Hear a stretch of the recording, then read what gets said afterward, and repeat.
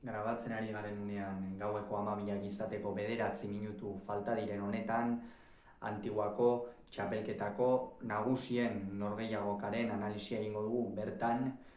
finalaren analisia barkatu bertan, Unai Amiano eta Antjon Apezetxea izan dira, Fernandez eta Olidenen aurka garaipena, Amiano eta Apezetxearentzat izan da 22 eta 16ko emaitzarekin, eta honen bestez eurak dira Antiguako 2023ko txapelketaren edizioko nagusietako txapeldunak. Norgehiagoka orokorrean ez da ikusgarria izan, esango nuke nahiko trakesa izan dela, beste biekin alderatuta, lau pilotariak oso lotuta, baina batez ere hasiera izan da, gako nagusietako bat izan ere, Unai Amiano oso ongi hasi da, sekulako bizitasunarekin, zartako handia jotzen eta Oliden atzean oso behartuta edukitzen, eta Fernandezi abagunerik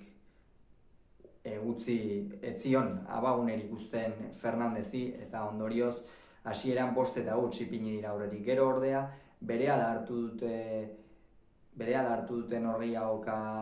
Fernandezek eta Olidenek, izan ere Antjon Apezetxeak ez gauzka ohituta, baina gaurkoan pilota asko galdu du, ez dakit zehatz-mehatz zenbat pilota galdu dituen, baina gaurkoan pilota asko galdu du Antjon Apezetxeak, eta hori ere norgehiagokaren gako oso garrantzitsu bat izan da gaurko honetan.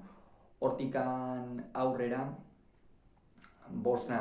berdindu dute, baina hortikan aurrera oso berdinduta joan da markagailua 11 arte. Azkenean esan dugu ez dela partida ikusgarria izan, hor Fernandez pixka bat ere aurreko kuadroetan hasi da erritmoa sartzen, badakigu Fernandez sartzen bada erritmoa sartzeko dela, eta alaxe hasi da pilotari errioxarra, baina kontua kontu partida etzen ona izaten ari, eta edozeinen aldera eror ziteken, baina hor egonda une bat, non Amianok eta Apezetxeak berriz ere Unai Amiano atzean kargatzen hasi da jokoa, ikusi du Oliden sufritzen ari zela, Olidenek asko sufritu du gaurko norgehiagoka honetan, eta ikusi du Oliden sufritzen ari zela, eta Oliden behartzera joan da, eta hor 15 eta 11 ipini dira. Eta hortikan aurrera, itxuratu dute norgehiagoka, 16 ere jarri dira, hortikan aurrera berriz ere Unai Amianok bere eskuetan hartu du norgehiagoka, Olidenek ere pilota batzu galdu ditu, nekatuta zegoen Oliden, horretikan lan asko eginda, Amianok asko behartu du, eta nekatuta zegoen, eta azken zati horretan bera galdu ditu pilota gehien, eta ondorioz 22 eta 16ko emaitzarekin, zorionak Unai Amianori eta Antjon Apezetxeari, zorionak baita ere finalistei, Fernandez eta